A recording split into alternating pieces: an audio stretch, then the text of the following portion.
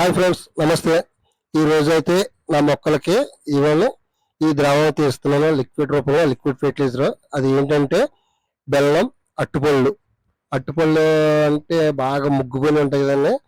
అవి అట్టుపళ్ళు బెల్లం మిక్స్ చేసి కొద్ది వాటర్లో కలిపేసి అలా గుజ్జికం చేసి అలా వేసి నానబెట్టాను. దగ్గర దగ్గర 9 రోజులు ఉంచాను. తర్వాత రోజు ఒకసారి అలాగా తిప్పి ఉండి ఇలాగా అటు కొద్దిగా ఇటు కొద్దిగా తిప్పి అలాగా చేసి 8 రోజులు ఊరేసాను, అందులో ఉంచాను. 8 రోజులు 8 రోజుల తర్వాత మనకి ఫెర్టిలైజర్ కింద తయారైంది.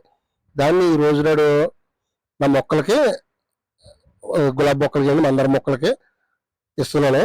ఏ రకంగా అయితే ఇచ్చానో ఈ రోజు వీడియో చూడండి ఎంతగా ఇచ్చాను. బకెట్ నీళ్ళకి అది అరడొక్కు నీళ్ళు వేసాను. అంటే బకెట్కి డొక్కు నీళ్ళు వేసుకోవచ్చు. నేను ఫెర్టిలైజర్ చిక్కగా కలిపాను అనమాట, అందులో వాటర్ ఎక్కువ మిక్స్ చేయలేదు. దానివల్ల ఈ రూపంలో బకెట్కి అరడొక్కు వేసాను నేను. వేసి ఈ రోజున నా మొక్కలకి ఇస్తున్నాను లిక్విడ్ రూపంలోని. హాయ్ ఫ్రెండ్స్, నమస్తే. ప్రసాద్ కాలావి గార్డెన్ వ్లాగ్స్కి స్వాగతం. నా ఛానల్ లైక్ చేయండి, షేర్ చేయండి. కొత్తగా చూసేవాళ్ళు అయితే సబ్స్క్రైబ్ చేయండి. ఇవన్నీ మొక్కలకి, మందార మొక్కలకి అలాగా కొన్ని నీళ్లు, ఎందుకంటే మరీ ఎక్కువ వేయలేండి. ఎక్కువ వేస్తే వాళ్ళకి కింద నుంచి వచ్చిన వేస్టే కదా. మనం ఇచ్చేది ఫెర్టిలైజర్ మొక్కలకి బలానికి ఇస్తాం. అవి నీళ్లు ఫుల్గా వేసి కింద నుంచి కారిపోయేలా వేస్తే మొక్కకి ఏముంటుందని ఉండదు కదండి. అందుకని మొక్కలకి పట్టేలాగా, మొక్కలకి వచ్చేలాగా కొద్దిగా మొక్కకి సరిపడ్డది. పెద్ద టబ్బులు పోతే అరడొక్కు పై ఎక్కువ వేస్తాను. చిన్న బకెట్లని చిన్నవి అయితే ఒక అరడొక్కు.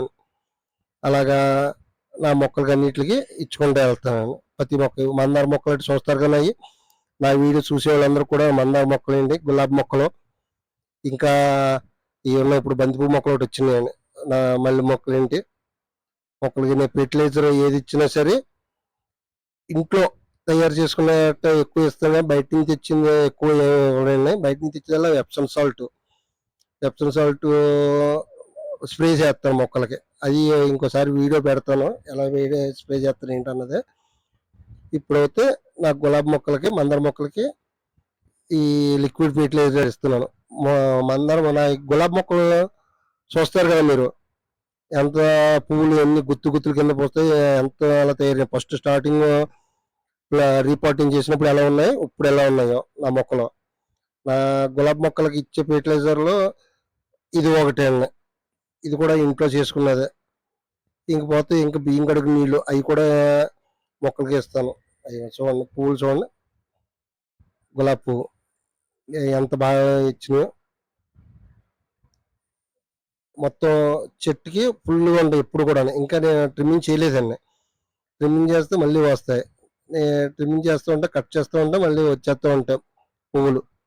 నేను ఎన్ని పువ్వులు కట్ చేస్తే అన్ని మొగ్గలు తెల్లారికి మళ్ళీ కొత్త మొగ్గలు వస్తూ ఉంటాయి.